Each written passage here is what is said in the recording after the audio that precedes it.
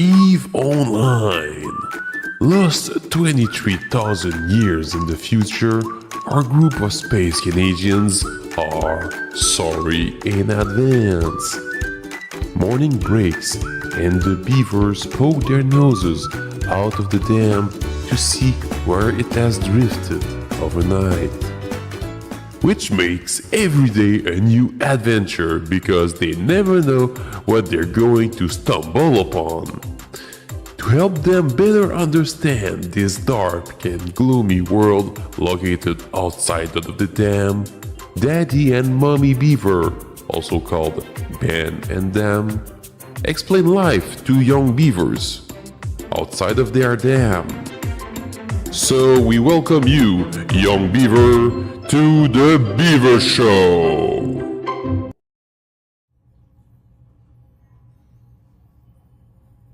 Hey.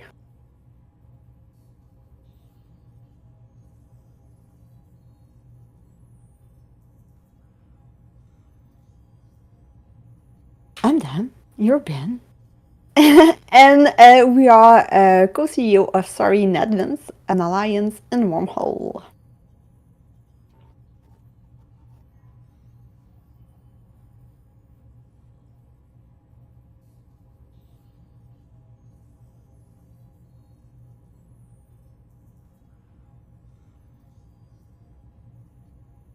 All right. Good morning. I'm just dandy, thank you.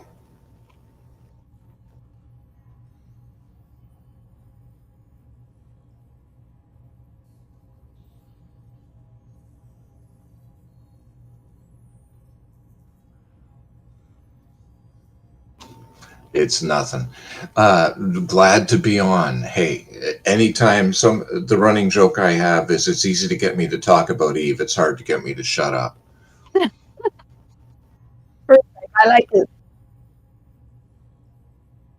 Well, yeah, I started in 2008 and been playing steadily, not taking any breaks other than, times away from the computer. If I take a break from the computer, I take a break from the game.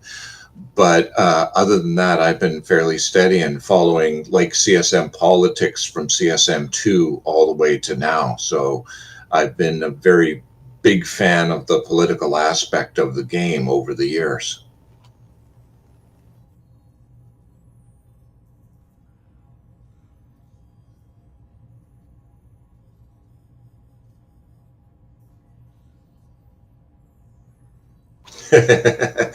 The running joke is I play the game wrong. Well, I play the game by my own rules, so I don't feel obligated to do what a lot of other players do. I have lived in a wormhole for 6 months, C4, and did cap escalations, and I did it with the group. They yelled at me because I was so young at the time. I was only in a battle cruiser and yet managed to survive the bloody things, and they'd be paying me 5 times the value of my ship for the take of a single run, and they're going, I don't know why you're not dead, but here's your risk.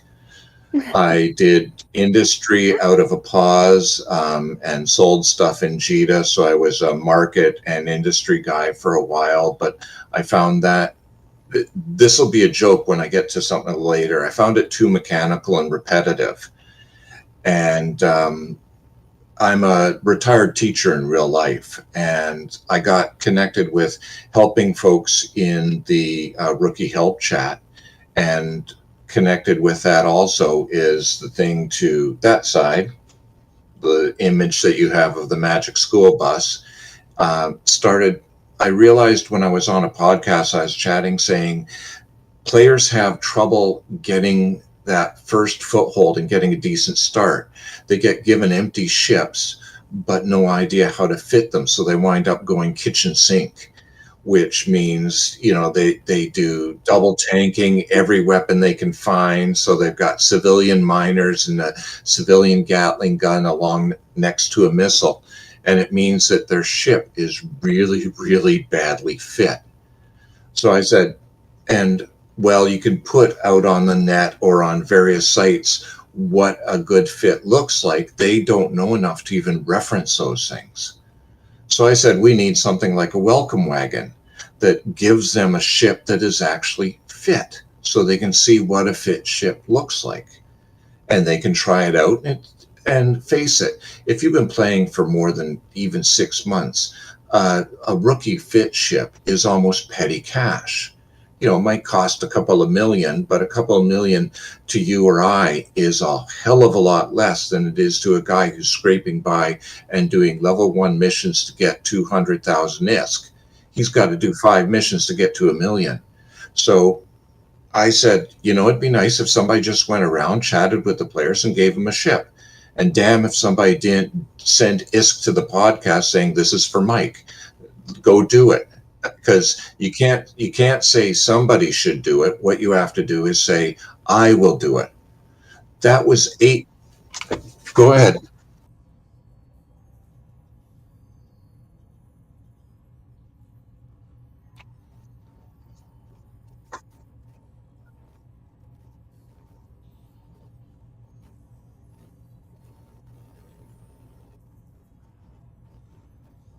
Yep, the GMs actually asked for permission to call them bus moments, because they named it after me, not I named it after them. Because I've been doing this for, well, come the end of September of this year, or November, it will be 9 years I've been doing the Magic School Bus steadily. And I was interviewed. I don't know if you know who Minxie was. She was on the CSM. She actually started an all-female pirate crew called the Hellcats, and was a very well-known person in her time. She also was one of the founders of Signal Cartel. Oh. So she's been around for quite a while, and she recorded an interview with me for SoundCloud for the Signal Cartel folks. And the key question she asked, and this was 6 years ago, she said, how long are you going to keep doing this? And I kind of thought about it for a second. I said, until I run out of assets. Like, people don't, the problem is people keep donating to the bus, and that forges another link in the chain that ties me to this task. And so I've been going steady because the donors keep donating to the bus and keeping me going. If they ever stop donating, then I'll keep giving away the ships until I run out of what's been donated. I don't give much. What I give is time. And it takes me an hour or two a day. I do 2 runs in a day. And I go to the career systems and say in local, if you are under 30 days and you would like a ship, speak up, dock up, and I'll give you one. If you're over 30 days, speak up, dock up, and I'll give you some BPCs. But I've been doing this steadily, and you'd be surprised how many people ignore local chat. Yeah, that's true. That's true.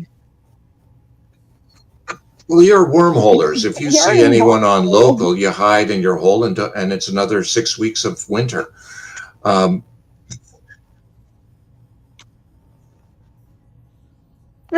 Yeah, Yeah. but local is ignored, and so you know, it's, if I have 40 people in local and I get 2 hits, 1 in 20, I figure that was a good stop. But Yeah, you know, that's true. Like, I'm doing a 07 when I'm in ISEC, LowSec, and NuSec, and most of people don't look at it, don't answer back, or sometimes they arrive and say like, "Oh, you get to our system like 2 hours ago. I just like want to say hi." So yeah, not much people looking at the local. okay, I'm going to go off on a tangent for just a second because it was something that was suggested, and this connects to the CSM in that people come up with ideas, and then it's the CSM job to evaluate it. And being wormholers, I'm going to pitch one to you. Somebody has suggested that local has a phased delay, in that when you enter local, it may take, say, 20 seconds before anything shows on local, and then just an image of the pilot, and then their name, say, a minute afterwards. So if that way you don't get instant intel of a group passing through, you get to see, at first you don't get any news, then you get a bit of news, and the news is just faces. So you won't know it's a fleet of, say, fraternity flying through. You just see a bunch of faces. And unless you know the faces of specific pilots, you'll go, wait, that guy, and that guy have killed me before. They're all frat. Uh-oh. Or, you'd be able to see, for you guys, you'd see, well, you're in wormholes, you don't see anything. But this would be in high sec, low sec, and null sec. And then the speed of the phase in would change depending on which sec you're in. So high sec having a better, by lore, better communications and better infrastructure, it might be less of a delay on phasing. But then that would make the reason I really like this is it makes your face important again. If I may interrupt you a second, people saying that on YouTube they do not hear me. Is that the case? Oh, really? Yeah. What is that? Or because on my end there's stuff's broadcasting, so I just want to make sure. Oh, I'm hearing you on YouTube. Okay, good. Yeah. We can now. Okay. So They mute you. yeah, they muted me. It was like no, not. But I touched something. Might be that. So yeah, thank you. Are you back on now? Yes, it should. It should be good now. But I think that I got something not selected. So yeah, I'll do a voiceover of myself. I can do it if you want. Oh yeah, that would be funny. Grab some helium first. Okay, people, it's time to have the Norcho. Yeah, well, actually, we got a software for that when we do Castardamo. That is one of our silly mascot. So yeah. Okay, sorry, I went off on a. Yeah, it's all right. It's all right. We're all sorry here. I do that, but. So I've been driving the bus. I do play the game as well. Oh, really? Besides doing the bus, mainly I love running Abyssal Space, the occasional mission, and any events that come along. I fly. I'll do the Christmas event and pop things to fund my own play, so to speak. And I like blowing things up. So last year, I've been quite calm, right? Yeah, I haven't done a lot of PvP violence in the last year, which makes me sad because I occasionally go with Fun Inc. or, the various public groups for going out on flights. I have flown with Bombers Bar Spectre Fleet over the years, and I miss that, but it's always a matter of being in the right place at the right time. I do a lot of traveling in the game, to hit all the career systems. One in the morning I might be in a Mars space, in the afternoon in Caldari, and I use jump clones to do some of the travel, but also I do a lot of gate to gate travel. Yeah. Wow, that's impressive. If people want to donate to your organization, can they just go to give money to Michael Azariah? Yep, I don't. For both the bus and for CSM purposes, I do not belong to a player corp or alliance. I'm in scope, which is one of the old defaults of Galente. And so either you trust that I'm going to do what I say I do with the money and you send it straight to Mike Azariah, or you don't trust me and you don't. Yeah, and you've been doing that for 9 years, been on the CSM how many times? I have served 5 terms. I was on 8, 9, 10, 15, and 16. So, yeah, people make their decision if they trust you with their money. Okay. Gotta stop you there. Oh. Gotta stop you there. Okay. Because I'm on the CSM is not a reason to trust me. Because I've been doing this 8 years, almost 9 years, and nobody has, found any way that I'm running a scam. My record says you can trust me, but there were players who actually took advantage of the fact they were CSM and ran a Titan scam. Titan free for all. Rix Javix would be jealous. Yeah. Yeah, they ran a Titan scam based on their CSM title, and the CCP looked into it and said, "Nah, scamming's legal. Somebody who's stupid enough to believe a politician is honest, they deserve to lose their Titan."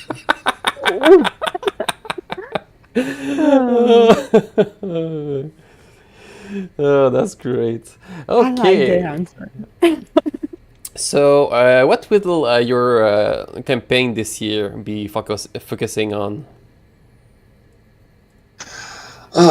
Part of my focus for my campaign this year is consistency. I am almost the institutional memory of the CSM, having been in it on and off over the years and a fan of it, following it for even longer. So it's being able to have a connection to the past and know where it's going and seeing long plans. The other one is the consistency of my own behavior. When I'm on the CSM, I do talk to the players. I'm in the forums, I'm on Reddit. I put out video summaries of what's gone on over the last quarter, that sort of thing.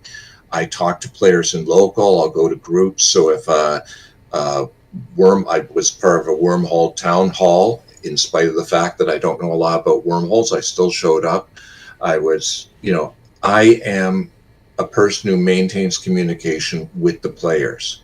And to a certain extent, if you look in the past, there's only a few CSM members who have a strong reputation for talking to everybody.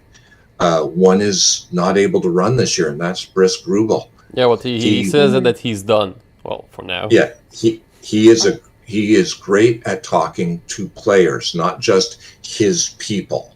Mm-hmm. And you do have some CSM who will talk to their own specialists in their own corp or alliance, but the public never hears a word from them other than "thank you for electing me," and that's the last you will hear from them. Yep. And that is not what I consider a representative, and that's what we're supposed to be, is players representing players to CCP in a couple of ways. We can bring ideas forward from the players as they communicate to us over the year, and we actually act as a sounding board for CCP so that they can say, what do you think of this idea? And we'll say, well, that is a bag of shit and you're about to light it on fire.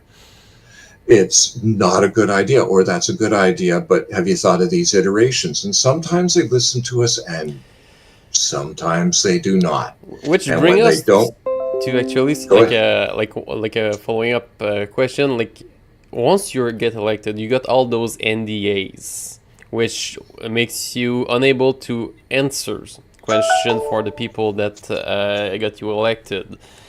How do you deal with that? It's tough because sometimes you want to say something and you're going, I have to be cautious until one of CCP devs say, we are going to do this. And then CSM can say, they told us that. We told them it was a dumb idea. They didn't listen. Mm-hmm. Like, we're allowed to comment on anything that's public, but what we can't do is say CCP came to us with a super cap, something twice the size of an avatar, and said, we're thinking of bringing this into the game, but you can only play it if you paid us cash. Or pay to boosters win. That you can only get if you pay cash. What a coincidence. Yay! Then I can almost guarantee that CCP, if they showed this to the CSM would have been backpedaling, going, no, this is bad, but this is bad. But the thing is, CCP is not obligated to tell us everything. Yeah. And there are times where it's a focus group. It's not like the board of director. Right. And also, sometimes in CCP, the right hand doesn't know what the left hand is doing. And so I do not know for sure. I'm making a guess, not breaking any NDA. I will bet money, though, that the marketing aspect of CCP came up with the idea for this booster, not knowing how gamers would react. They just said, this looks like a keen thing they might like.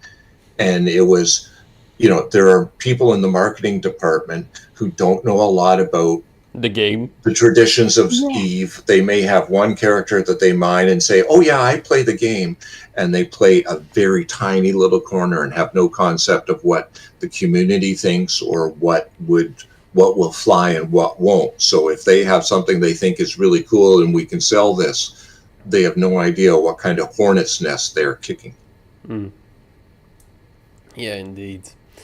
Speaking of NDAs, like they usually last like 5 years. You've been 5 years. on Yeah. CSM for more than 5 years. Is there any juicy things that you can now speak about? Sorry, I'm looking to the side going, I am old school in that I take notes on every meeting.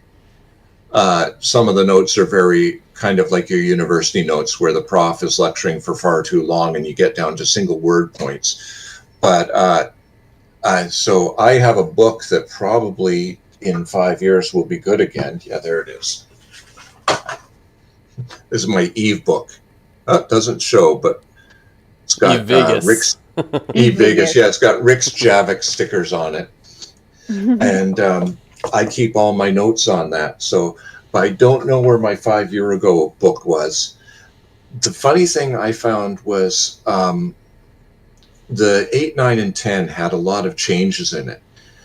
Prior to, let's see, 9, we actually had officers in the CSM. So there was a president of the CSM, a vice president, a secretary, who was in charge of being the person communicating with the public.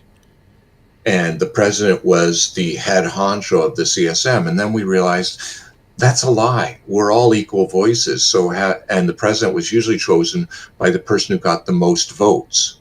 So Mittens was the president of the CSM in one of the terms, in the full term that he served. The second term, he got booted out for the asking somebody to kill themselves. But in the term that he served, he actually was president of the CSM, chairman. Yeah. And when the Summer of Rage and Bernjita, they actually flew Mittens in the middle of a term, not for a summit, but just to have direct meetings with Hilmar. But they only flew 1 or 2 CSMs in to consult with CCP at the time, not the whole group, but that, rank hath its privileges. Then in 9, we said, this is stupid, and decided no. And we made a modification to the charter of the CSM and said there are no officers. We are equals at the table. We all get to have a voice, and there's nobody here who's better than anybody else. So ever since then, there's been a lot of changes in the way that CSM work. Oh, yes. It used to be they published all of the CSM minutes right after the meetings. So that you could see what like CSM 2, 3, you could go back and see transcripts of the meetings. And see things like, there's one where one of the entries is, I have to go poo. I'll be back in a minute. And I'm going, Sure. Okay, too much detail. Too much TMI. detail. But then they decided, when they started to utilize the CSM more and tell us more things, then it stopped being a public facing function, because CCP is always worried that if they say, we were thinking of doing this, there are a ton of players who will immediately take that as a promise that it is going to be in a release next week. And they will be saying, that's it, Eve is dead, I'm quitting. Well, Eve is dead, right? Since 03. It's been dying for a long time, yes. It's dying slower than Pee Wee Herman. That's a Buffy the Vampire Slayer reference. 2 people will get it in the audience, and the rest will go, what the hell's he talking about? Yeah, I do remember Buffy. I was like in the right age, the right audience back in the days. Yeah. Yeah. But anyways, so the more secret it became, the harder it became to know what you could say about the NDA and what you could say. But anytime something goes public, we are allowed to say, we said that was a dumb idea. We can always say what we said. We just can't say what CCP said until they say it publicly. So if you ask me while I'm on the CSM, you had a meeting this week, was it a good one? I can answer that. Are you optimistic or looking forward to that? I can answer that. But no what they specifics. say, I can't answer that. So it was funny, in CSM 8, had Trevor Dadu, it had Jester, the Jester, who was a podcaster and blogger of the time, quite very prolific blogger and commentator who got elected. And those two and I got there, and we were all like a good decade and a half older than the next oldest guy. And so it was like the old man's club, and we'd go down to breakfast in the morning and sit there eating our breakfast, and the young ones would come staggering in, hungover from the night before, and we're going, kids. And it was just funny because Chester did an AMA on Reddit after his NDA went out. So you can, those of you who all look it up, it's a fun AMA. But he said he felt like he got tested as soon as he got to Iceland, that they were quizzing him on the history of Eve to see if he knew his stuff and what he thought of various things. And the devs were trying to get a handle on whether we should listen to this guy or not. And it was almost, and the funny thing was, if they did that with me, I didn't notice, or they might have looked at me and said, he doesn't know anything anyway, why bother? Well, when you present yourself for like the new player experience, like they don't expect you to do know like all of that.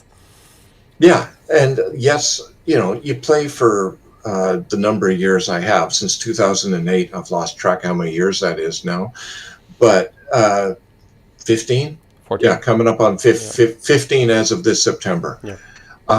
Then you can. Either you are very locked in a box or you have done a lot of things over the years. But somebody once joked that Eve is not a game, it's a bunch of games in a trench coat pretending to be a game. And so you find the part of the game that you like and you can enjoy and you can play long term, or you play sections of it and you go, I'm tired of faction war. I think I'm going to go to wormholes. Okay, I've done that for a couple of years. I'm tired of that. I think I want to become an Nullsec FC now, or I want to lead an alliance team. And there are people who find their niche and play it for a few years and then move on to something else. And others find their niche, play it for a few years, and then leave. The funny thing is, CSM is often the last thing people do. If you take a look at the CSMs who have served, a lot of them are gone. Or CCP employees. Yeah, the last, yeah, it's either you move up or you move out. There's only a few of us who are fireproof, is what I call it, and Steve Ronick can call it, who can serve multiple terms. And then even when we're not serving, we're still here playing the game and doing it. And it wasn't a casket or a funeral announcement for us. So for us, it's just part of the game that we play. But for others, it's, you know, and I can name names that are just, they showed up, they did their term, and it's almost like, I've now seen how the sausages are made. I'm out of here. I'm not eating in this restaurant anymore. Yeah. If we keep like on like how these CSM work, could you explain like how the voting system actually work? And like, yeah, because it's not as simple as we got in different countries. Quite often, a normal election down in the States or even in Canada confuses the US because they don't understand that you don't vote for the prime minister, you vote for the party, and that tells you who the prime minister is. But is called first past the post. Whoever gets the most votes wins. But when you're electing a council, say you're electing 5 people to a municipal council, then it's the top 5 vote getters win. But it's hard to be tactical with that because if you can only vote for one person in that kind of election. So what they went with is an Australian style election called STV, single transferable vote. And you're given a list of all the candidates come election time, and you can pick 10. So there'll be 10 slots you can vote for the CSM, and you just they've made it so you can drag and drop and do it. But you have a chance to vote for 10 people. And the votes are tallied initially, and they'll do the math and say anyone who gets past this threshold is elected, say 3,000 votes. But if nobody gets that, because the votes are all spread out, then they will take the person who got the least number of votes and remove them from the election and all of that person's second choices. So everyone who picked him first They just cross a line through his name, and now they look at his second choices, and those all spread up through the votes. And then they say, anybody get elected? If they did, then they're removed from the ballot as well. So, and any further votes for them go to the second choice. And if the second choice has been eliminated, goes to the third choice. So it means when you vote, you don't have to worry about if, say I was voting for president and 1 million people voted, he only needed 900,000 to get elected. That means that last 100,000 votes really didn't count because they weren't necessary. So it means those votes were actually wasted. They didn't do anything, and all the votes for other parties, like say you voted for the other side, your vote literally did nothing to the election because your guy lost. In this system, if your guy lost, that your second choice, your third choice, your fourth choice all had an effect on the election. All So your it means votes that- matters. Yeah, all your choices mattered. And if you only voted for one person, that's the only way to be fairly sure that your vote didn't count for anything. Yeah. Because either it took effect or not. So it means one of the CCP community guys was actually a poli-sci major. And he helped push this system in. And he did statistics. And in CSM 8, he found that 98% of the votes that were cast had an effect. Like they affected somebody getting elected. Wow. And he said, no first past the post election has that. You know, no normal North American election has that much power that your votes, your choices, 98% of the time, they made a difference as to who got elected. And so that's why I'm totally in favor. Now, this year, they're bringing a new thing in. Yay. And that's that pick and choose. So your votes are going to vote. Pardon me. Slow down, Mike. Sorry, my brain goes faster than my mouth sometimes. This year, you are voting and you get to vote and elect 10 people. But there's going to be 12 people on the council. CCP has reserved the right to pick the last 2 people for the council from candidates who ran but didn't make it, didn't quite make that the threshold to get elected. And sometimes the threshold, there are people who have lost a seat on the council by about 20 votes. Like it gets tight at the far end. Oh yeah. Technically, I think CSM 15, I wasn't elected. I was just the last man standing. Like they kept eliminating the bottom guy, and we got to 10, and I still hadn't achieved the threshold for the votes to get elected. It's just there was nobody else left. And so I got elected by being last man standing, Wow. not by being elected, which is kind of a unsettling thing, but it's part of the risk of me not having an alliance, not having a corporation behind me, is I honestly depend on people knowing who I am and voting for me, or just the random luck of, I need 3 more votes, boom, boom, boom. But if CCP this year says, we plan on doing wormholes. That was the example I gave when we were chatting earlier. And a wormhole candidate didn't get elected. Then they can say, okay, but the 15th person, that guy is really a pro at wormholes. We think he's got a lot going for him. We're going to pick him and put him on the council. Yeah. And we'd actually like somebody who's really good at representing to the public because we want to get more public facing. Oh, look, there's a famous streamer who got 18th position. Boink, we can pick him. Yeah, exactly. Last year that was me, 18th position.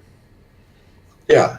So you're going to be looking at a possibility of people who didn't get the votes but should have. And there was a great quote from my campaign in CSM 8 that one of the elected people, one of the council said is, Mike is the best guy for the council who's never going to get elected. And that was what they said as a way of recommending me. That was a recommendation, is Mike, and a lot of people said that. If you go back to CSM 8 and look at the forums then, a lot of people say Mike would be a really good guy for the seat. Pity no one will ever vote for him. Yeah. Well, actually, And so if Tuesday's this year show, there's somebody like that. on this Tuesday Let me just show, finish we this were slide. making the the joke that this year's CSM picked two more candidates was because of me, because last year they wanted to get me on because whatever they think I was good at they needed me, so I can't understand that, but I'm sorry, CCP, I do not run this year. It's not too late to apply. No, it's You just can still apply. still No. they will be pushing people that are actually good for the content of the game, so and for wormholes, and I don't want to get in there and divide votes. That's the thing is, how do you choose who to vote for? Exactly. And part of it is in the alliances, often you are given a ballot. This is your ballot. You vote this way. You do this. We've even automatized it. Just click this and log in, and then you voted. Or that much. And that's the party line, voting the party line. And you see that with a lot of organizations. Yeah, express There your are freedom guys by that- voting the party line. Yeah. I recommend not just voting for me, although I would really appreciate if people voted for me. But if you don't, vote for the people that you think represent you the best. Now, if you think that's the guy who's running your alliance, excellent, vote for him. But remember that you have 10 seats there, and having 5 people from the same alliance just means you have less diversity, less chance to discuss something. You just have one voice. So you've literally reduced the number of seats by 4 if 5 of your people are in there, because they'll just be speaking with a common tongue. Now, I do want to put a rider on that. People always say that the CSM is run by goons, and then they look at everybody. And believe it or not, I've been accused of being a hidden goon. And I'm going, I've never been flown with them. I've never flown for any of their corps. The only time I was in a nullsec war, I flew against them. But there are conspiracy theorists. But again, we were talking about Brisk earlier, and he's not running this year. He is in Initiative, which was a No, he's now in Goons. No, he's organization. goon. He's goons He's now. in goon Yeah. He now. moved He is goons, yeah. a few weeks back. Yeah, but he is a goon, but he was not part of their superstructure. He was just a line pilot, and he represented his thoughts, not the party politic, if you know what I mean. Yep. So I never thought of him. He was always a good person to elect, and that's what you have to look at. And the people who are sitting through this are probably going to be the ones patient enough to read platforms, to do a bit of research, and that's what I really, really, really recommend. Find the right people. The better the CSM is, the better the advice that CCP gets. Yeah. You want people that are reasonable, who can talk in a way that you actually want to listen to them. So You know what I mean? yeah, so actually, since Brisk is not running this year, and he was someone that actually looked at all the chats and was answering people all around that, and that's actually what you're doing. So people that are looking for someone to vote for, since Brisk is not here, you could be quite a good substitute, right? Yeah, and well, Briscoe say that even when in past terms, I do representation and talk about the CSM. I've done updates on YouTube. I have a YouTube channel. I think if you search Mike Azariah, you'll trip across it. So I actually do YouTube updates where I'll just sit out in my garden or in my den and say, time to tell you what's going on within the limits of the NDA. So I'm not going to suddenly spill the beans. There's a few ways to get kicked off of the CSM, and pilots over the years have found a few of them. One was a woman threw things at the devs while she was in Iceland, a spoon, if I remember right. And yeah, that was CSM 1. That's when they were first doing it.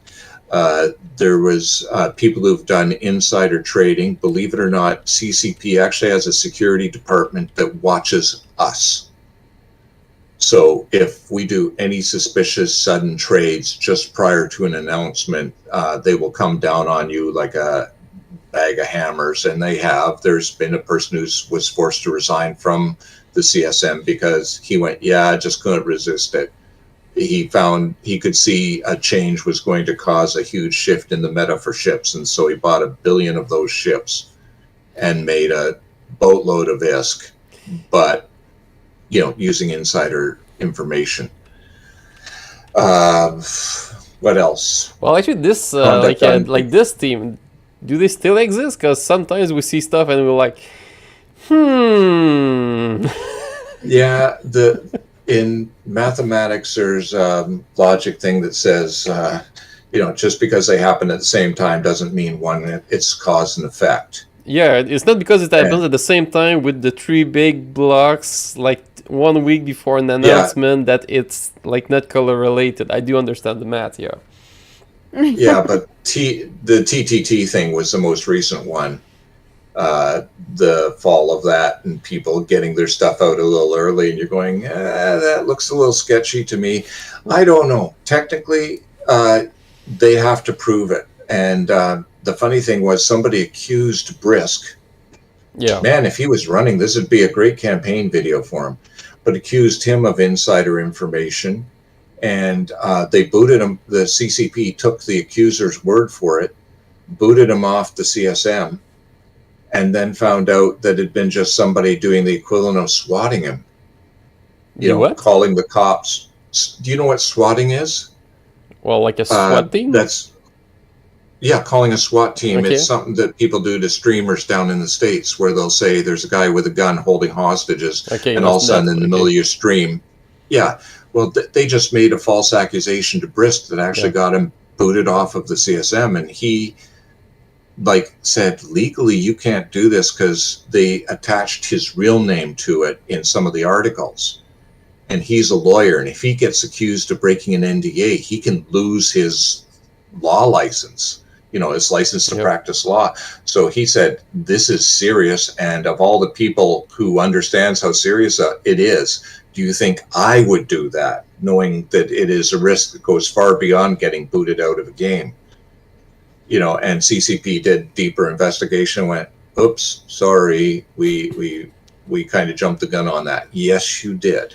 Yeah, So people from Eve are always see conspiracy everywhere.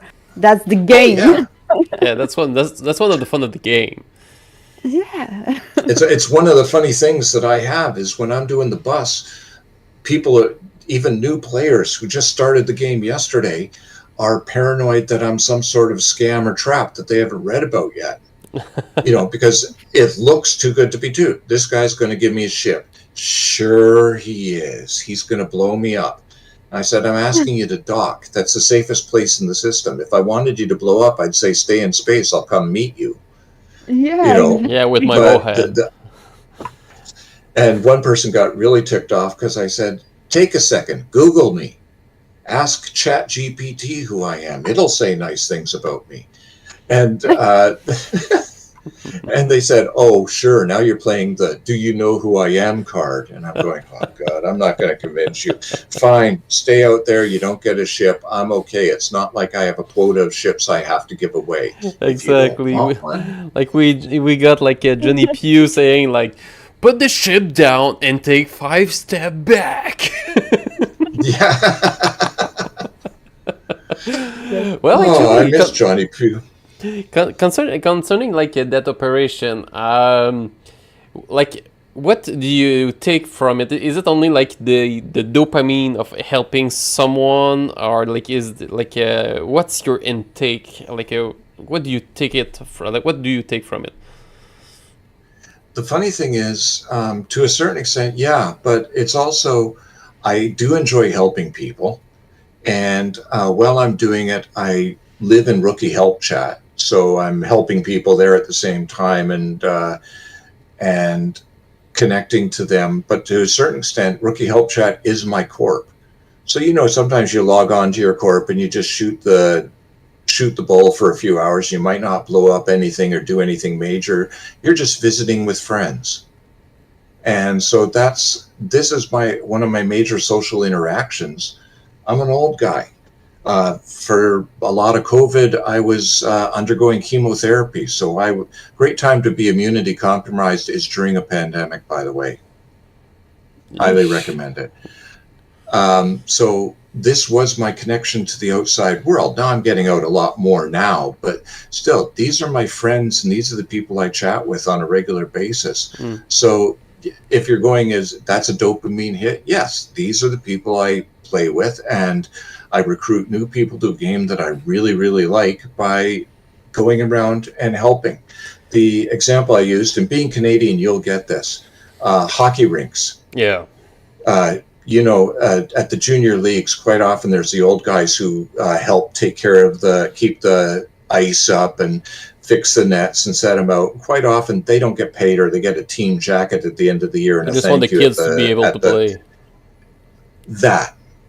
I'm the old gaffer fixing the ice. Yeah. Oh. And occasionally somebody will give me a team jacket, or somebody will buy me a beer at Fan Fest, but other than that is what I am doing. Is I'm the old guy who may not play the game as much as he used to, but he's still there helping the others find the game, play the game, learn the game. We got Rizio Taifu on YouTube chat that is bringing a good point. Is Rookie Help Chat still as let's say unique and and toxic at some point as it used to be, or is there been improvement on that side? We've gotten a lot of new ISDs over the past year or two. So it's not always ISD inhabited, but they're fairly often, and they do enforce the channel rules, which personally I think they're more lenient than I would be.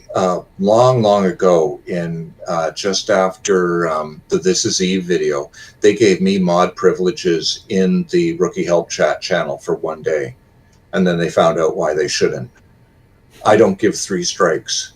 I tell you what you're doing is wrong. If you do it again, I mute you for half an hour. And, I don't give, no, you're still doing it wrong. No, that's you doing it again. It's like, you fucked up and you did it again. Goodbye. Oof. I really like it because I see the let's say your teacher background. It's exactly so visible the way that you're acting. It's wonderful. I really like that. But ISD occasionally tries to recruit me because I live in Rookie Help Chat. You would think that it would be an obvious side thing for me to do, being the old gaffer fixing the ice. But the thing is, you cannot serve on the CSM and be an ISD. It's actually written in the rules. Mm-hmm. And so they offered me CCP offered me an ISD seat, all the way to asking me what I would like for my ISD name. And then that's when CSM 15 election started. And I said, well, let's see if I win. If I win, I won't be able to serve. And so winning CSM 15 was what stopped me from being an ISD. So if you don't get elected and we see a new ISD, we might actually connect dots. They purposely try to keep the ISD, who's behind the ISD name, a secret, because they do play the game. Mm. And so the other thing is, I am such a sloppy typist that probably people would recognize my typing skill as, oh, I know who this ISD is. He can't spell poor to save his life. Or he just took 3 tries to spell revenant. Or he don't know how to say a boot.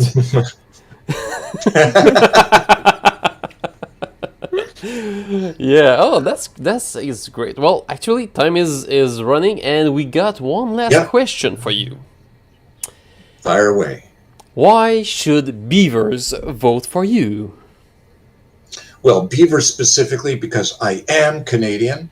I live in BC, the other side of the country from these two lovely people, but just the same, it's still the same country. More specifically, for the listeners who are outside of Canada and not blessed with the birthright that we have, I'm sorry. Eh? You lost. There was a birth lottery. We won. You lost. Yep. Okay? Anyways, what campaign promises aren't worth the paper they're written on, and I'm not writing it down, so that's worth even less. But I do have a reputation for being one of the people who talks to the players before, during, and after election. So if you want a representative who'll listen to you, sometimes I'll tell you your idea is stupid, and then I'll listen to your argument. But I reserve the right to not take something to CCP if you ask, I would like a cloaky ship that can shoot weapons at the same time. No. You want to be a ninja and do stealth kills, that would unbalance the game. And even a Care Bear like myself knows that is a bad idea. I'd like high-sec to be removed. I've had people say that many times to me as a CSM, and I'm going, no, you just want more chances to kill newbies. That will end the game. No, I'm not taking it to CCP. Find another CSM to represent you. This is the kind of thing, but if you have a reasonable idea, and the one thing that is CCP is on record of saying is my fault, is the bowhead. The bowhead was proposed as a shipping ship. Mainly the incursion community came up with it, but a lot of people wanted an ability to move a bunch of fitted ships. And I got involved in the thread in the forums and said, this is a cool idea. And we batted it back and forth. And then I went to a summit and cornered devs off hours, not during the summit, but in a pub afterwards. And what I finally found, the key is not to have a good argument. It's also to know the right person to have the argument with. You know, you got to find the dev who will actually champion your cause or will design the thing. And I found the right guy. And we sat down, I bought him a beer. It wasn't a bribe, it was my round. And we sat there and he said, it can't have weapons. And I said, of course not. It's a shipping ship. It's a container ship. You know, he says, or drones. I said, okay. He said, it's going to be a target. Oh yeah, we know that. You know, and he says, maximum I can go is 3 battleships. I said, that's perfect. The incursion people will love you. Because that means you can move from one. This ship, like the bowhead, is really great now because you can like now fit like haulers with a lot of different kinds of like munitions and all kind of stuff that you can put into them that are now accepted as let's say like things that you can get in, like into a ship. So you can get the bowhead with haulers into it and do wonders with it. And not only that, he's as big as a freighter. Well, it's a freighter. But you can actually do the micro warp drive trick with it, which make it quite which faster. I do a lot of. Oh yeah, it's like Trust the me, cloak trick without a cloak, so it's wonderful. Yeah. So CCP has gone. Fozzie went on record saying this ship is Mike's fault, because it wasn't anything the rest of CSM even cared about. It was just a personal project that I like this, and I kept pushing for it until I got that ship in. So that ship in the game is evidence that A, I can make a decent argument, and B, the CSM occasionally does get to do something. Yeah, well, actually, I do have. I'd like to thank you for that. Because we're gonna end it pretty there, because we have an interview with 26. Yeah, I know you've got another interview to do. Yes. So, guys, I would really like to thank you. I would really like to thank you for giving me a shot to come on.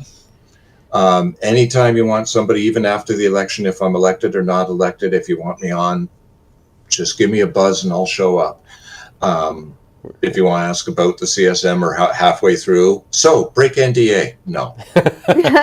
No, we, Get we your won't your ask like you that. your book from 5 years ago. Let's have let's have a talk.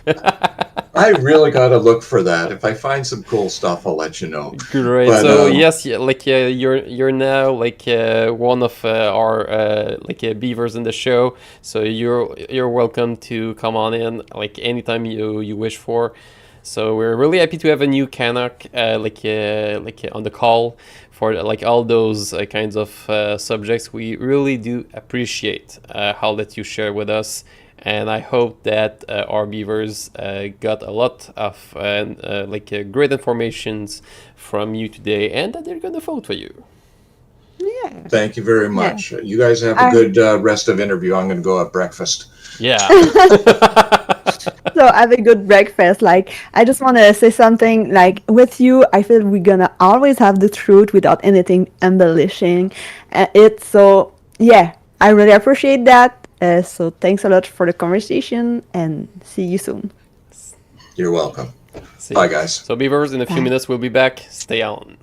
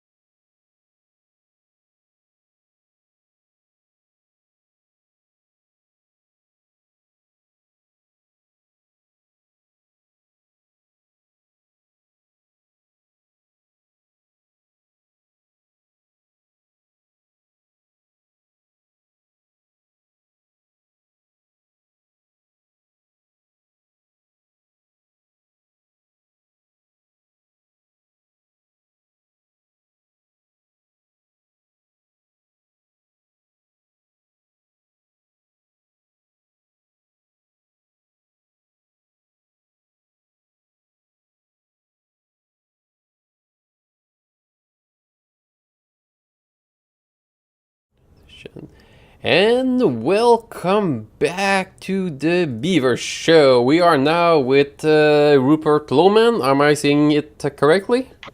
That's correct, yep. Perfect. From Just About, or if you were a beaver, from Just a Boot.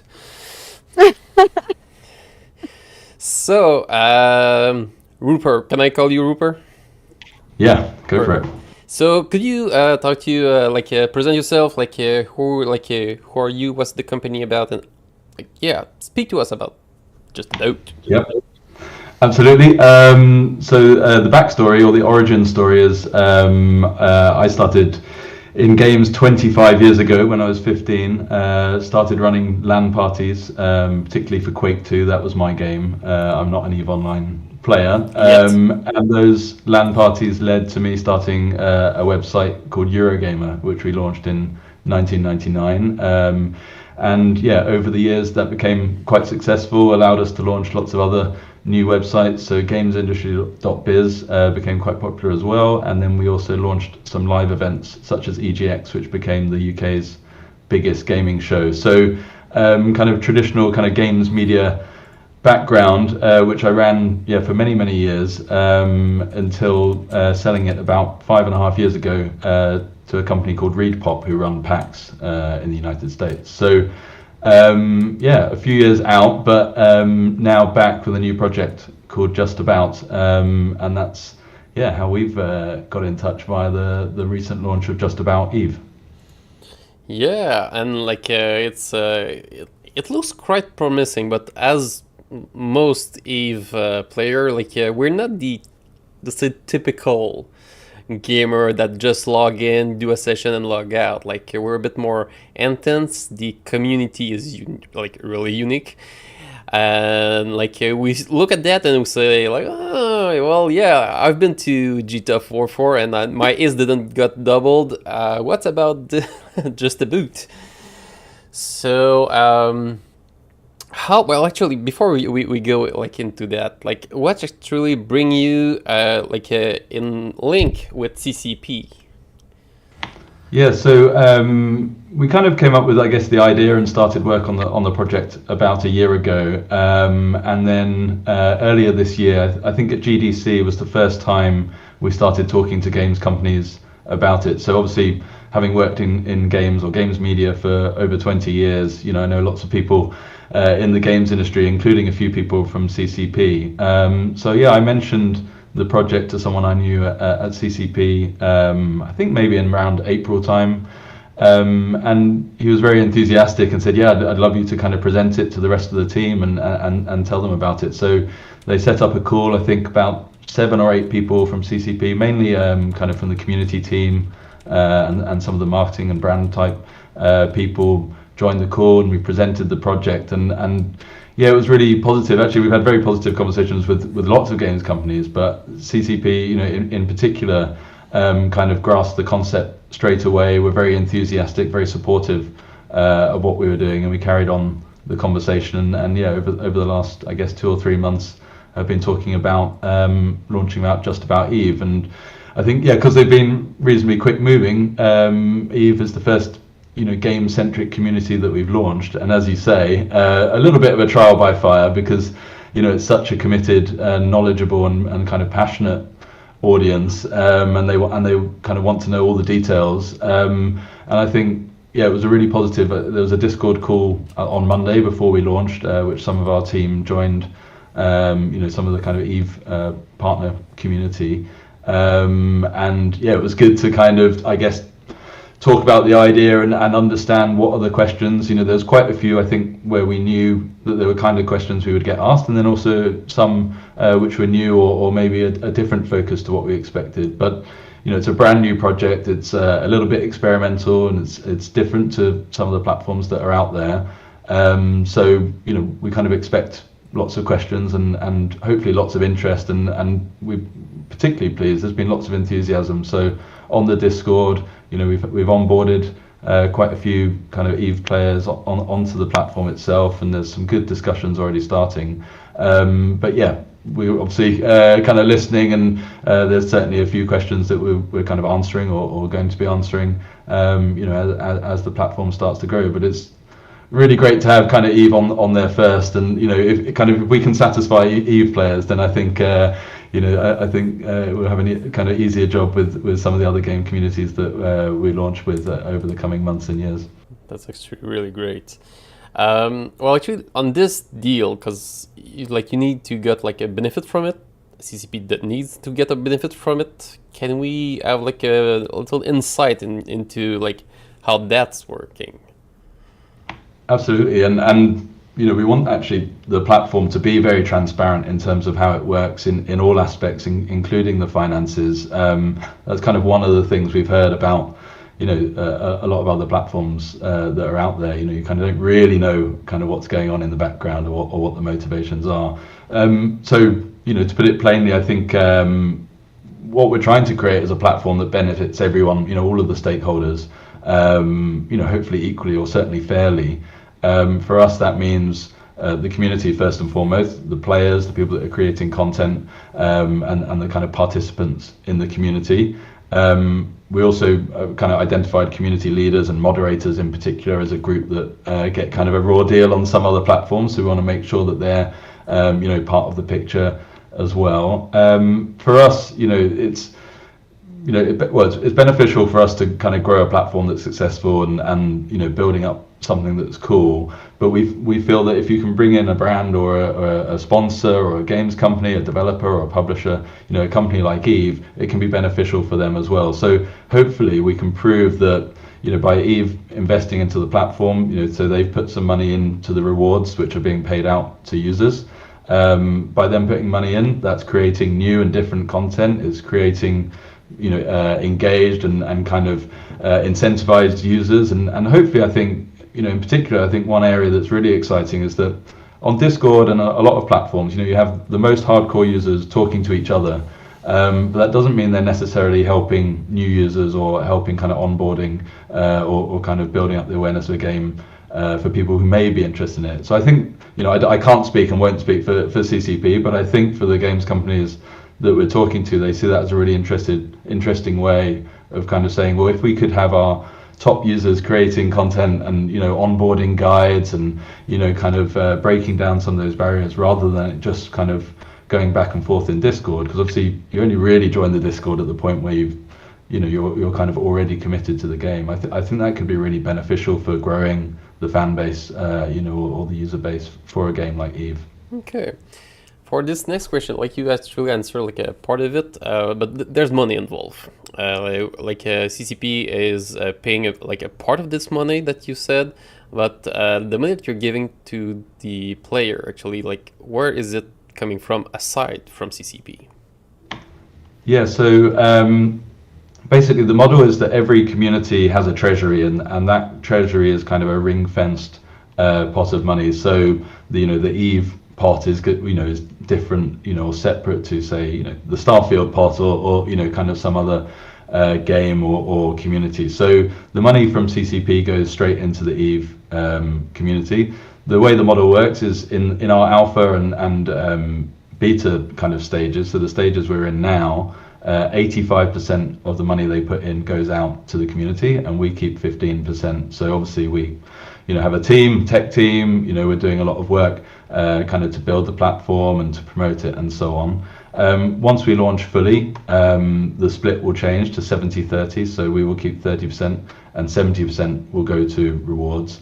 And yeah, we're kind of that's the same for everyone, and we're making that kind of clear. We think that we deliver a lot of value, but also we want to make sure that the majority goes to the community and the content creators, and that revenue split is obviously favorable, I think, in terms of most kind of other platforms that are out there. And then the other part of the model is of that kind of money that's going to the community, there's different ways it will go there. What we've shown so far and what's on the platform at the moment is the bounty system, which is very much kind of setting a challenge or a quest or a question that people can answer and get rewarded for. But soon we'll be going live with the kind of more organic rewards. So rather than being rewarded for something where we're saying, please do this, it's much more natural. So, if someone decides to create a guide and it becomes popular and the community kind of react well to it, they can start collecting rewards, without us being kind of prescriptive as to what's being created and when or how.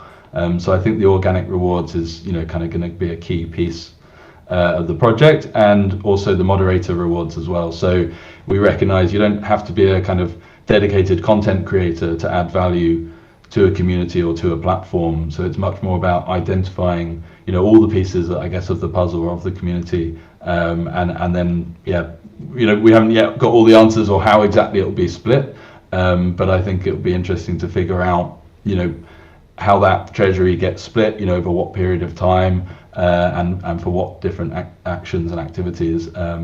But yeah, we're only 6 days in, so we don't have all of that information just yet, obviously. Yeah, that's actually great. Well, when you speak about money and way to get money, you might get people with gambling addiction and such. Do you have like any process in places concerning those? Yeah, so I mean, obviously, gambling is kind of a slightly loaded term, and it's certainly not how we see kind of the kind of platform that we're building in the sense that there's not money going in terms of stakes, and it's certainly not random chance. Community votes and kind of community support are the key thing in terms of what gets rewarded and so on. We also felt early on it made more sense to have lots of people being rewarded maybe with smaller amounts of money, rather than one or two people getting much larger amounts of money. So it becomes more cooperative and kind of peer supportive. If 20 people are getting $5, it's hopefully not going to create jealousy in the community or a feeling of being hard done by. Whereas obviously if one person got $10,000, that would create a different kind of dynamic. So we don't again have the answers in terms of what's the right number of prizes, how often should they run, what's the right format of the questions, and so on and so forth. That's part of the reason why this week, we've posted quite a few different ones. Some are larger, some are smaller, to see what kind of things are easily answerable, which ones are a bit more work, and so on, and then try and calibrate what works. And we also know that what works for Eve might be completely different for a different community anyway. So we're going to learn and test kind of a lot there. I think the founding principles is this idea, I guess, that the status quo and a lot of the current platforms are extremely one-sided in terms of who's creating the value and who's receiving the value. So we're trying to kind of create something that's more equitable. What that ends up looking like, I don't know, but we know that we have the kind of principles, and we know that if you're creating positive contributions, whether that's through creation or moderation or something else, that you should be kind of a participant in that. So I hope that kind of answers the question. Yeah, it does. But like following up on this question, the sum that you're giving out can actually represent like a lot of money in some country or some situation based on their ability to pay, let's say, their rent, for example, with that kind of money. Do you have like mechanism in place to mitigate bad outcome, toxic competition, or bad kind of behaviors? He's So gonna have obviously he's gonna have like toxic behavior. I mean, it's Eve. Yeah. It's Eve, so you have to be prepared for that. Absolutely. We've spent, a lot of time talking about it and playing through all the kind of potential ways, the system might get gamed or might be tried to be exploited. And, kind of whenever you have a kind of economic incentive, you're going to get, particularly if that incentive becomes greater, then you're going to get people that will try to do what they can to get that, kind of within or outside of the rules, if you like. We have kind of played through lots of different scenarios and tried to predict everything, and then kind of had to take a step back and say, well, to some extent we need to see which areas are tested first and how they might be exploited, rather than trying to second guess every potential scenario, because there are so many. So from our point of view, it's like, how do we identify, how do we spot these kind of behaviors early, and then how do we react to them? I think as long as we know that kind of where we want to be and what we're trying to do, and this kind of, again, the mission and this idea of a kind of fairer share, then we can hopefully kind of figure out how people try to game that system and get around it. There's a few little things in place now, a few safeguards and so on. I think obviously we talk about community voting at the start. We've also got kind of a staff sort of verification stage. So, if everyone decided to vote for something that actually was not even relevant to the question or kind of not a valid entry, then that would be disregarded, at the kind of staff level. Obviously, there's then a delay before the money gets paid out as well. So again, rather than that being all automated and before you know it, crypto style, the bank account's been emptied by someone clever, there's a lot more sort of manual intervention at this point. But yeah, it's about kind of spotting those behaviors and so on. It's also about kind of setting the right kind of tasks. So the bounties, we want them to only be answerable by real humans, and particularly only real players. So we don't want, we want it to be more difficult for, say, someone who's never played Eve, who says, right, I see there's these bounties, I'm going to join the community and I'm going to try and get them. If the questions are set in the correct way, then it would be very, very difficult for someone to kind of fake those kind of answers. It would be very obvious to other community members that it was not authentic or genuine, or content kind of submitted in good faith. So there's that kind of thing. And I think that applies to AI as well, which is, at the moment, those kind of AI, generative AI kind of tools, ChatGPT style things, they will get better. But at the moment, someone who is really knowledgeable on a topic, and particularly the sort of collective knowledge of a community, can spot those pretty easily, I think, at the moment. Okay, well, for sure you started with the best challenge for this kind of endeavor, I think, with the Eve community.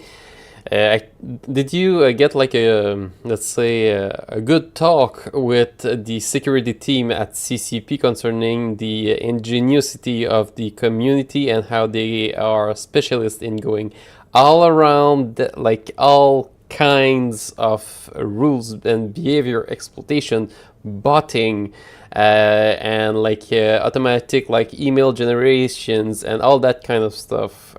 Do you have those kind of security talk? Not security. We did get a little heads up. A little heads up? Yeesh. But no, I mean, obviously, Eve's been around for 20 years, and we're kind of, similar amount of time, to how long, we've been in the games industry. So we've been on kind of parallel paths. So we've always, and I've certainly been always aware of the Eve community, and I've got friends who have been to FanFest and so on. I know that there's, a next level kind of commitment to being part of the community and what people will do.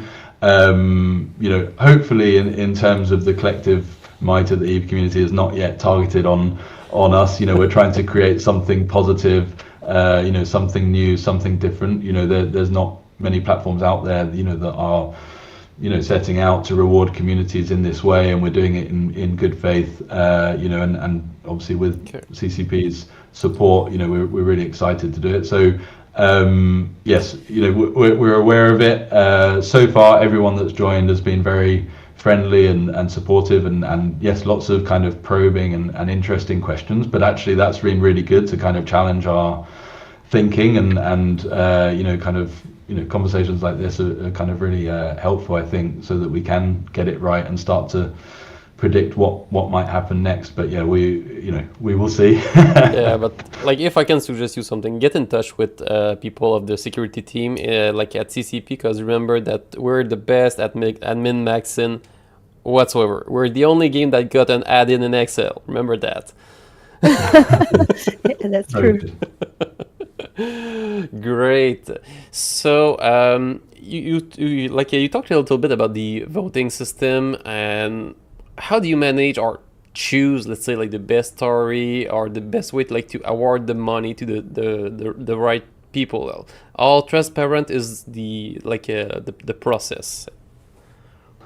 Yeah, to be honest, the process is really simple at the moment. You know, it's based on those kind of obviously you see the bounty, you see the rules, and you can post one bounty submission, you know, kind of per user, you know, onto that, and it, you know, if it's text, it's kind of in the thread. If it's, say, an Instagram post or a TikTok post or something like that, you have to connect those accounts so we can attribute kind of the authorship, you know, of that asset, if it's a screenshot or a short or a longer video on a different platform. And then the votes are coming from other members, or the reactions rather, which we're counting kind of as positive votes, are coming from other members of the EVE community, which at the moment is a small group. Obviously, it's only been promoted to the kind of EVE partner channel and maybe a few other tweets and things. So it's quite a small group, you know, of people who are, you know, also EVE players and experts and so on. So we're trying to foster this kind of, I guess, supportive feedback loop between fellow players and fellow creators within there. And as I say, there's the kind of manual checks in terms of making sure that it is on topic and is valid and does fit the rules and so on. So yeah, that's kind of the most basic implementation, sort of V1. But we'll sort of look at, as you talk about, you know, exploits and how you might get around that, there may be, you know, one potential thing is, for example, you have to accumulate a certain number of bits of feedback or kind of be, you know, of a certain level or reputation within the community for your vote, you know, potentially to count in the future if we saw lots of people registering lots of accounts or things like that. There's a few safeguards as well with that. At the moment, we're only paying out through PayPal, so you have to connect your PayPal account. It's actually surprisingly more difficult to get a PayPal account these days than it used to be.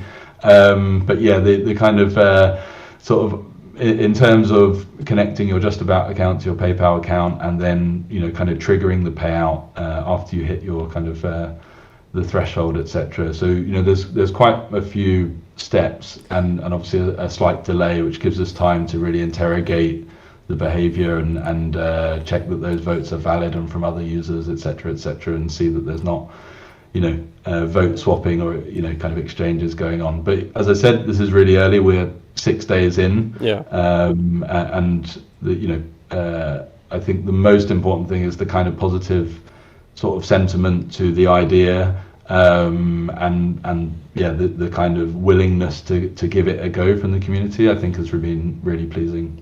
Nice. Actually, you've been speaking about PayPal. Let's say that some people have made their PayPal about 20 years ago. Like, how is it those days when you create one? Yeah, no, that's true. They were a lot easier back then. I don't know if there's now, at what stage, because obviously when you started connecting your you know, cards or bank accounts for payouts and then uploading passport details and things like that. So I think there's a lot more in terms of really? KYC on PayPal than there was. I don't know if they retroactively added it to all the old accounts or whether it's only when you get above a certain threshold. So this is beyond my kind of area of expertise. But as I say, you know, it's you know, we're very deliberately not a crypto platform for some of these reasons. You know, it's a little more old school, but it does give us a few safeguards in terms of dealing. For EVE Online players, it's good old school. Exactly. Like in the let's say coming weeks or month, like will people be let's say like obligated to connect their EVE account to see if they are actually real EVE players? That is on the roadmap, not specifically with EVE, but across the board. We've talked a lot, and actually it's a key part of the plan to have in-game rewards for people that are creating content outside of the game. So whether that's in-game assets or in-game currency, you know, or kind of other items, you know, if you were particularly helpful in terms of creating guides or helping other users on Just About, the idea that could be, you know, identified within the game is really exciting. So it's further down in the roadmap, but the blending of kind of in-game and out-of-game rewards and content creation. I love the idea that, you know, you could go, you know, to a part of the game that no one else has seen, and it pops up and says, there's a bounty for, screenshots or videos of unseen, planets or ships and things like that. We want to obviously make it more generic in the sense that this could be could be an FPS game, could be a space game, could be a RTS, etc. But the idea of sort of in-game integration and rewards between the two is really exciting. And if Roblox as a community said we want to be paid in Robux, then we'd love to do that. And that could apply to kind of potentially any game or currency or item down the line. But at the moment, dollars and PayPal is the starting point.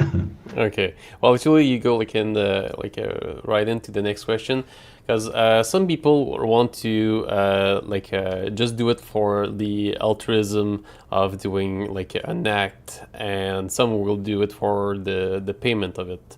Will there be possible to mix those two kind of people, and let's say how they want to be paid or not? How will that go? The short answer is yes. We recognize that that kind of extrinsic reward of money sometimes is either not needed or not wanted, and the kind of recognition is enough. We want it obviously to be an option. It's a key part of the platform. So I think the main options around this that we've discussed are, one would be you could tick a box and say, I don't want rewards, let's have it go back into the treasury.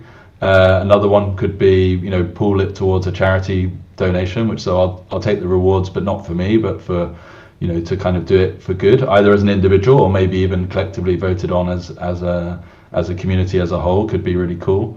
And obviously if people want to withdraw the money and what they do with it is kind of up to them as well. So they don't have to do it for the money in terms of to turn it into earnings. They may have something good that they could do with it. So I'm quite excited about what that might be able to do as a collective effort or as an individual effort. Nice. So with the game implementation that you were talking about, we might actually say at some point plexes instead, as one of the choice of the choice, right? Yeah, I mean, there's so many ways it could go. It was kind of one of the most difficult things with the project actually, which is we came up with so many ideas and we started building a little bit of everything, and we kind of got into development hell to some extent, which is the scope just was going more and more and more. Mainly my fault, because it kept sort of having ideas or encouraging us to build new ideas. And then I guess a few months ago we said, let's just kind of strip it back and get something out there and start bringing on some users and see which way it goes. We'd much rather listen to kind of feedback from real communities and from real people to kind of guide the roadmap and the development, rather than trying to second guess kind of every kind of last feature or idea. So we kind of stripped it back to kind of the bounty system, and you can sign up and connect your other accounts and start earning. I think the roadmap actually is on the site, so you can see some of the things we've got planned there, and it talks about in-game currencies and things like that. All of that is subject to change in terms of obviously timing, but also the order of things. If there's a huge demand for one specific feature, then we'll obviously start to prioritize that over our own ideas. They're the one paying, right? Considering the achievement, the goals, how are they chosen? Do you have free will or some sort into that, or not at all? What do you mean by the goals? Sorry, how do you call that? The bounty. So the winners or the prize. No, how the category is selected. Let's say the best screenshot of this thing, the best do you have let's say CCP that gave you I want this to go in that particular way because strategic reason, or you have like some free will, or like they say that okay, you need to cover like 10% that goes into high sec, that percent in null sec, wormholes, pudgevin, is there something like that? How does that work? Yeah, I understand the question. Sorry. Yeah, so we chose the bounty questions ourselves. We actually kind of hired someone, kind of an Eve, not expert, but someone was played Eve a reasonable amount to kind of come up with some ideas and to kind of run those bounties. And so, yeah, we did send them, to CCP before they went live, because we said, hey, these are the ideas that we've had for content. Do they look good to you? Are we doing something crazy? We don't want it, particularly at launch, for it to not be credible or relevant or interesting. Would be a shame. So we did share it to them, as a courtesy, really, and the feedback was, yeah, look, kind of looks great. So it's just, again, all of the conversations we've had have just been very supportive and encouraging. It was not about sending it to them to change it or kind of come in with completely different plans, but we just wanted to make sure that it was kind of relevant and so on, and make sure, as I said before, that it works for the community, it works for players, and hopefully works for CCP and works for the platform, and we're trying to get that kind of alignment between all of the different stakeholders. So yeah, we had free will, and we've got a big schedule of future ones kind of planned for the months to come. So we see this as a long-term, obviously the platform is a long-term endeavor, but we also really want to support communities that we know that are going to be around for many years to come. So from that point of view, Eve was a perfect candidate, because I think it will outlast any of us for sure. Yeah, I think so too. You touch a good point, because you said at the beginning you're doing that way, but we know that CCP will launch different kinds of content. Will there be incentive to, let's say, play this new content as the bounty that's gonna get out, to get players really into this content, for let's say a strategic positions, or not really, you just continue on your merry way? If I understand the question correctly, in terms of future bounties and tying them into future Eve developments and things like that, is that the question? Yep. Yeah, I think that should happen naturally, as in, I think that CCP I would imagine, and I'm not speaking of them, I would imagine that they would want that. I imagine that we would want to do that, to keep the bounties and the platform relevant. And I also I imagine the community would want that too, which is, if something new or interesting, a new game mode, or, kind of, any kind of new thing is coming along, that's the thing that the community will be interested in at that point, and new players might be interested in, existing players might be interested in. So again, it goes back to that kind of, hopefully, sort of natural alignment between everybody that's involved. Clearly, we're also aware that if CCP go down one direction and the community don't like it, that's feedback that will be heard on Discord, on the official forums, on just about everywhere. And so we'll obviously be mindful of that, and to make sure that the bounties and the rewards reflect what the community are most interested in first and foremost. Nice.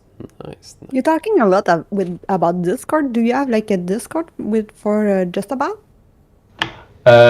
No, so actually we joined the Eve Discord in terms of this communication. We started one where we've got just some of our staff in, but we haven't done that. We're actually very interested in whether it's a Discord bot or some other kind of integration in the future, where if there are votes or bounties going live on the platform, to make sure people in Discord are kind of aware of them straight away, and that these opportunities are being posted. So that probably be quite a basic implementation. But as I said, I think right at the start, this idea that if you've got a big group of kind of passionate players in Discord, and maybe a new game mode does come along and everyone's discussing it there, at the moment, how does that get surfaced on the web? It's unlikely that IGN or GameSpot or Eurogamer, are going to go into enough depth to be kind of relevant. I think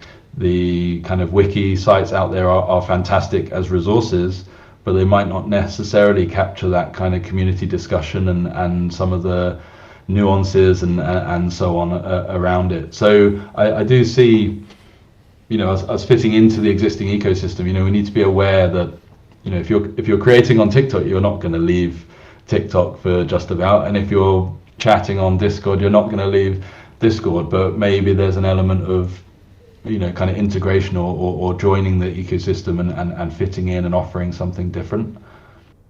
Nice. So we could install on our Alliance bot a way to just vote or link directly to just a bot, so that it will actually be direct. Nice. Yeah, I think we're kind of early stages again with this, but it just feels like such a natural fit, which is we're doing something different to Discord, and some of the Discords I'm a member of, they're very repetitive, it's very difficult to keep track and so on. So again, a more permanent, searchable, curated archive of content, could be quite interesting. So yeah, we will see. So do you mean there would be a place of let's say I don't connect to Eve for 8 months, there would be a place where here's what you missed, and then not going to the detail and scrolling down everything or something like that, or? Yeah, exactly. I think again, we've seen a lot of websites will write kind of articles that will be summaries, and they're basically just copying people's Reddit comments or copying other people's Discord comments and so on. And I know that there's kind of AI curation tools now that will take the best of a Discord and try and present you with a summary. So I think this idea of curation of people's discussions is really, really interesting. I guess the difference for us is, rather than stealing that content and then monetizing it, why not actually make it a community effort and have them participate in that advertising revenue, or kind of as a kind of properly credited contributor, rather than just copying their Reddit comment and putting it on another website. Nice. Actually, I got another question concerning the duration. That's a new project. CCP entrusted you with it, and we saw a lot of projects that CCP have tried. They're really good at trying new things, out of the box thinking. That's this kind of company, but they put due dates. So can we have an idea about what's your due date to actually provide them with the value that they are looking for? Well, I don't know the answer to that, but the kind of agreement that we have is an initial 12 months. I hope that's not confidential information that I've disclosed, but maybe it is. But with every company that we're talking to, we're basically saying, community support and community rewards is not a short-term endeavor. Supporting a community for a month and then withdrawing that support actually is not the kind of thing that we certainly are aiming for as a platform, and it's not necessarily great for the community either, and probably not for the games company. So there's no expectation or guarantee or anything like that this will continue running beyond 12 months, but that's exactly what we would like to happen. So I guess that would be, over the next year, let's show that we have nurtured and built or supported a community that is creating new and different content, that is helping other players, that is not as toxic as some of the other communities out there, and that there's lots of kind of goodwill and sentiment to it. I think if, again, I'm only speaking for me, but if we go back to CCP with that and say, look at this, kind of people are happy, creators are being rewarded, moderators are being rewarded, it's growing, and it's, lots of great content is being created. Hopefully that would be a compelling enough reason for them to say, yeah, let's do more and let's do it for longer. Yeah, well, I think you're right. But one of the things that stick out, like I don't know if you know about this section of Eve, how the let's say, like the people that say, oh yeah, like we know that we got like this person is with this alliance in nullsec, and they are the one behind let's say like the moderation of Just a Boot, and this other group player is against that, like all this let's say like not Politics. yeah, all this Politics, politics, and like the people that accuse without proof. Is there like some kind of transparency protocol or like a way to select people that has been put into place? There's a few different things there. It's certainly one where I kind of would go back to the kind of the principles and the mission, and to say, we certainly don't have all of the answers yet, and there are undoubtedly going to be some issues and some politics, and that we will have to figure out as we go along. In the shorter term, there's a few things. So we were very kind of clear from the start that moderators would not be based on first in, kind of run the community or the channel, and this idea that they become all powerful and it's their rules and so on. So kind of moderation rights would have to be earned through the platform in terms of positive participation and kind of building up your score and your reputation within a community, and then you would be kind of invited in. The other principle was there was going to be no jobs for life. So, becoming a moderator does not mean you're entitled to being a moderator forever, which is another one. We've done a lot of work on kind of how do you reward moderators, because you don't want misaligned kind of incentives.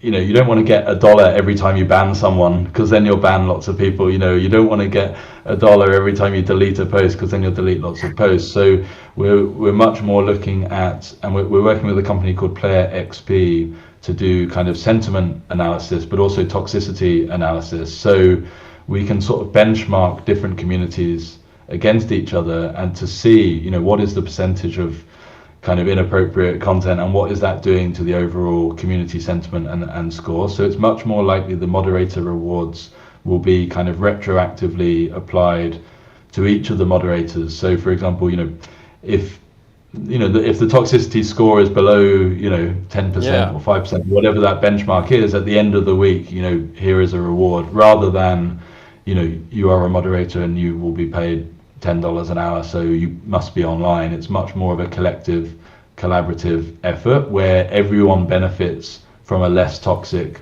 and more positive and supportive space.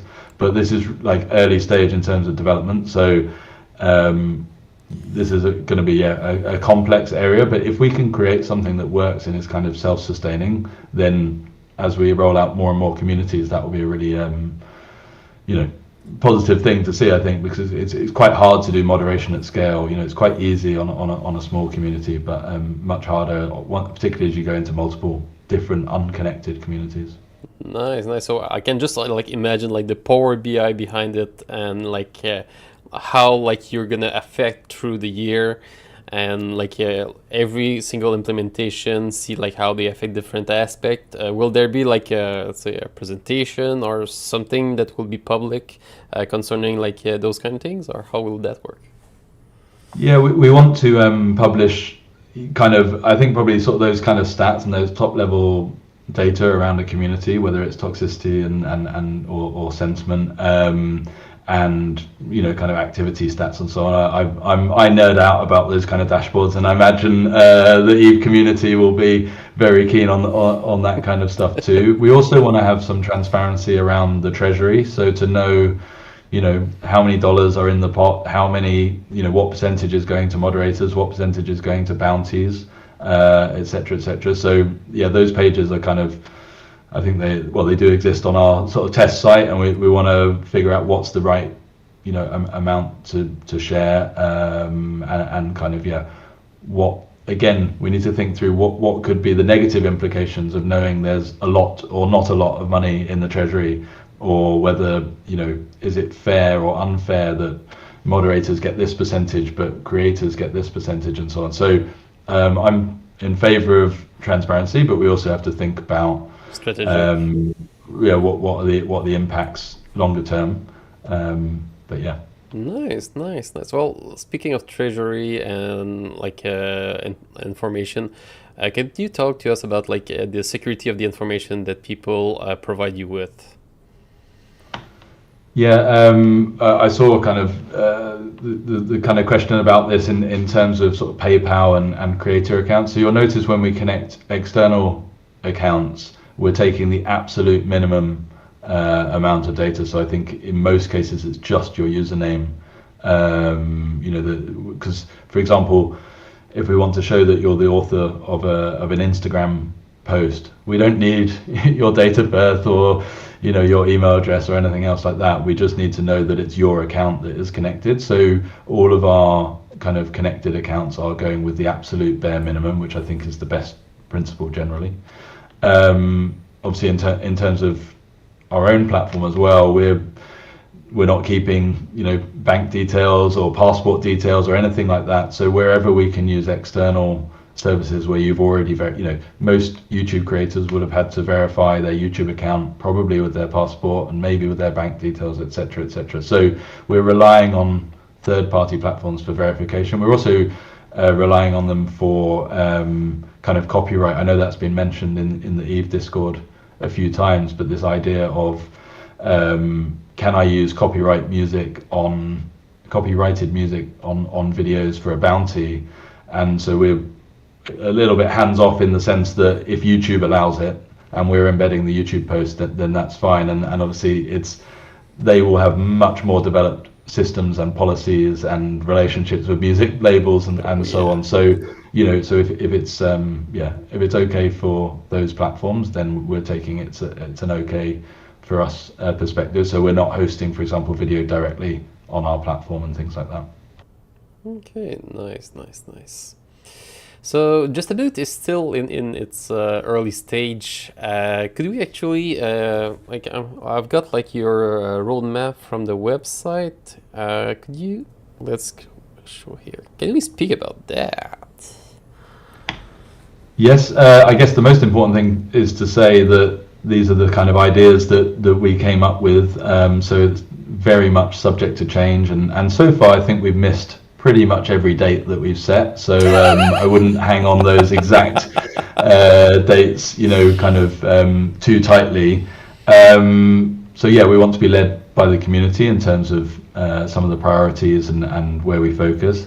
I think some of the key things for me in the short term are obviously around user roles and permissions, the moderator and curator type roles. Obviously lots of work to do on the rewards. I mentioned the rollout of organic rewards and moderator rewards, and then ultimately the sharing of advertising revenue back into the treasury and things like that. So we want to automate a lot of that. And then I guess the big one is the personalization and customization, which is we've created an MVP or a version 1 that we think looks pretty good, but is not going to be to everyone's taste. Some people will want lots more information, some people want less, some people want a different visual style.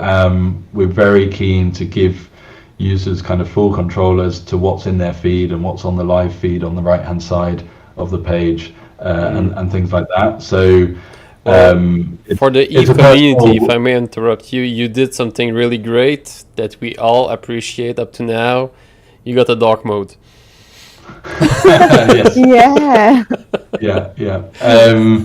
I think rather than us trying to second guess design decisions and so on, like how much can we make customizable, and a personal pet hate for me on pretty much every social media platform is the dreaded algorithm, and being if I say I want chronological mode, that's what I want. I don't want it to be reset to suddenly getting served things that I haven't asked for or don't follow. And I think pretty much every social platform, will kind of push their algorithm and push, their suggested content on you. So I think that's a really big key one, which is, if we could create complete control of the feed, whether that's the topics that are shown or not shown, or the communities that are shown or not shown, but maybe the article or media types, and obviously keywords, kind of inclusion or exclusion, etc. I really love the idea that we could be one of the first platforms that truly kind of respects the user's choice. So that's obviously really, lots of work to get that right. But it also solves a problem for us, which is we don't have to continually decide what should we be pushing and what shouldn't we be pushing on a user. It really should be the user's choice. So yeah, that would be good. And I mentioned the Discord kind of bot, or certainly more integration with Discord as well. So we've got lots of work to do over the next year or two, I guess. Nice. So yeah, we see this roadmap, but I guess by the end of the year, it's gonna be revamped in some way. Or will we see the next step as soon as summer is over? How No, far? it's very much a guide and maybe kind of a kind of headline sequence of what we've got planned. Some of those things are already done. Some are very close to being rolled out. As in the next few weeks. And then other things will take longer, or maybe if they prove more complex, might get pushed back. So yeah, no, it's a rough guide, but hopefully just to give you an idea of I think the main thing we wanted to demonstrate, which is what you see today will be different in a month, and in 3 months, and in 12 months, and so on. Okay, great. That's always happen. Yeah, Sorry. yeah. It didn't happen today, so yeah, no, I did. Okay. Nice. So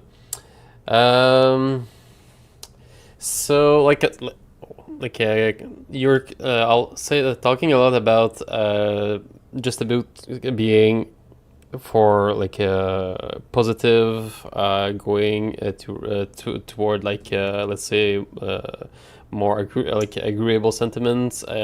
Is it a way to getting rid of trolls and the like? What's the idea behind it, for the ambience that you want to set in? Yeah. Getting rid of trolls on the internet is very, very difficult. Very, very few platforms have succeeded. Yeah. It's 100% the goal, in the sense of it's clear, I think, to everyone, certainly everyone in our team. I think there's research out there, I'm sure you would agree, that non-toxic communities are better for everyone. They're better for the individual. They're better for new users. It's better for moderators.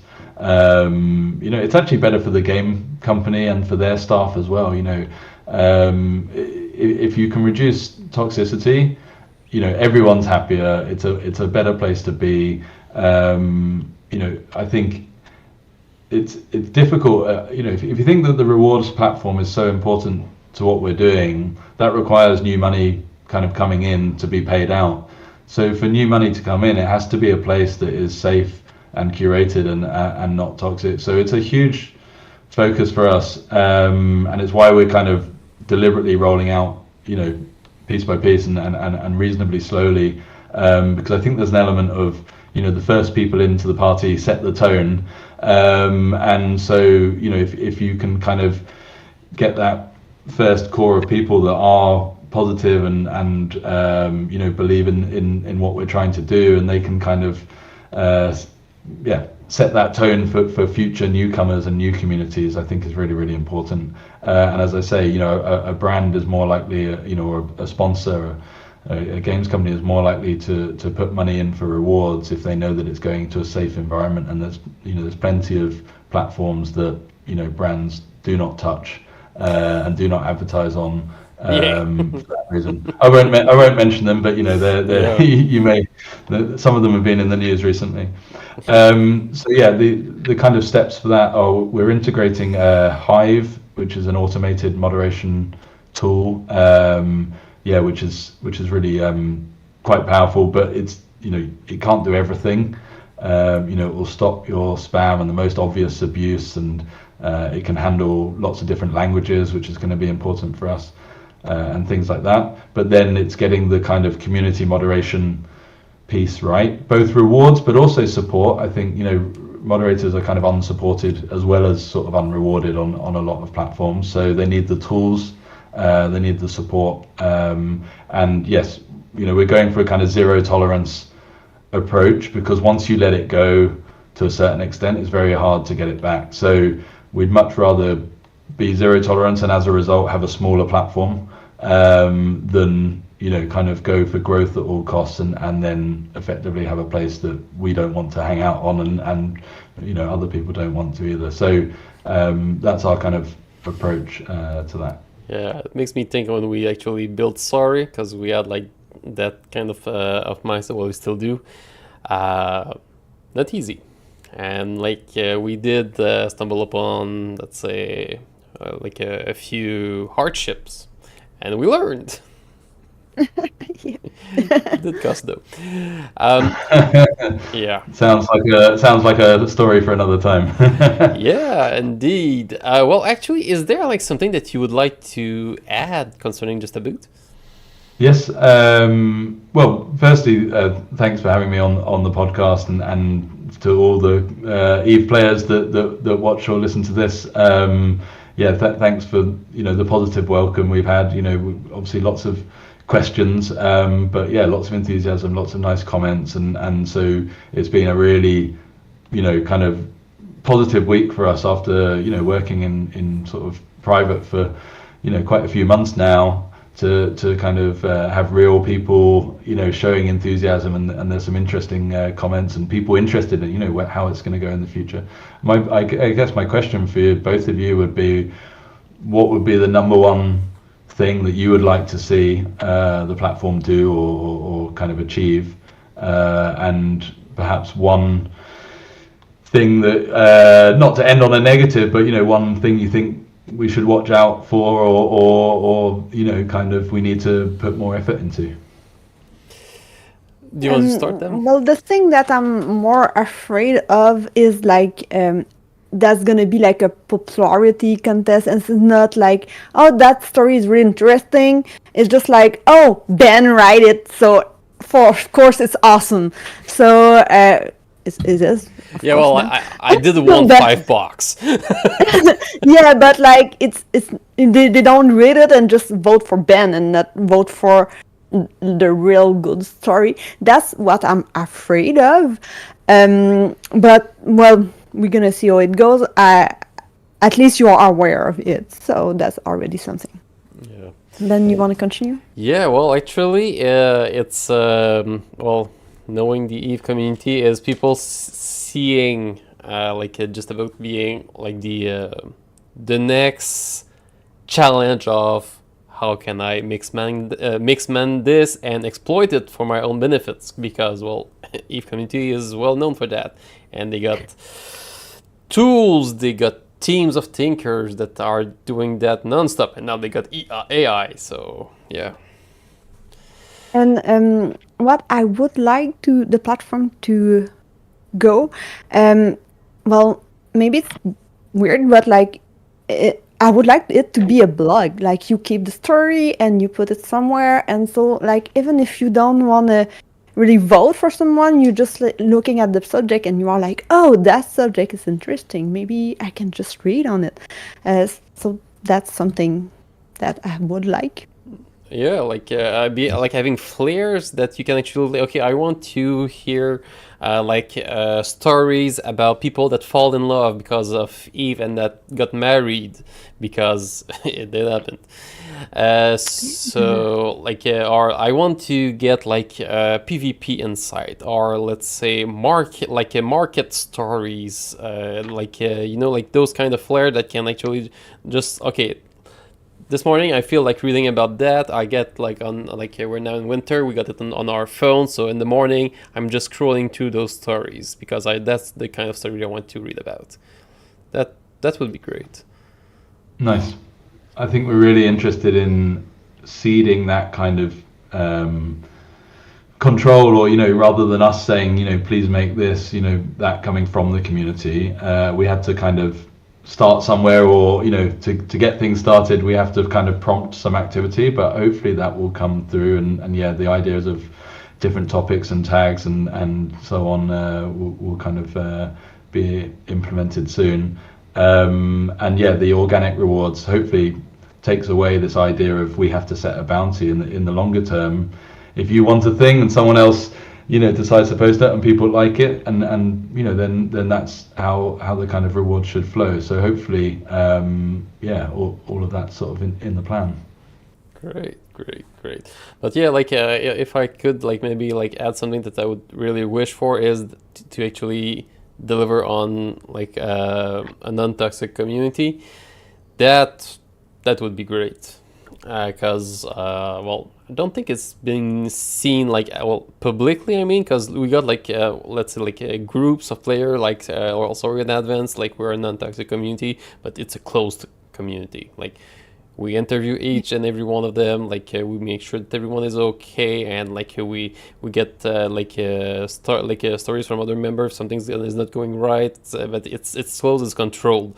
But when you open it like for like large amount of people, keeping it non-toxic, yeah, That's gonna be a good challenge. that's a commitment.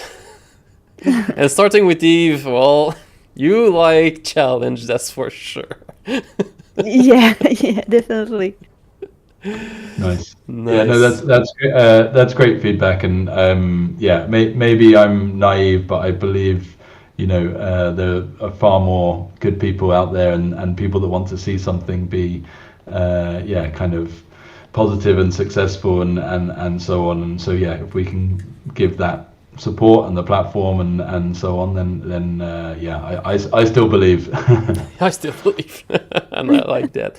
Well, actually, on those words, I want to personally thank you to having take the time to come in the dam and speak with us. It was really appreciate. So, do you have like last words before we let the show go? No, just to say thank you very much, and yeah, see you on Just About Eve very soon. So that's perfect. Yeah, thank you. I can't wait to see how everything will go. So yeah, thank you, Alan. Awesome. Great. Thanks very much. So see you, Beavers. Bye. Au revoir. Au revoir. Take care. Bye-bye. Bye. Okay.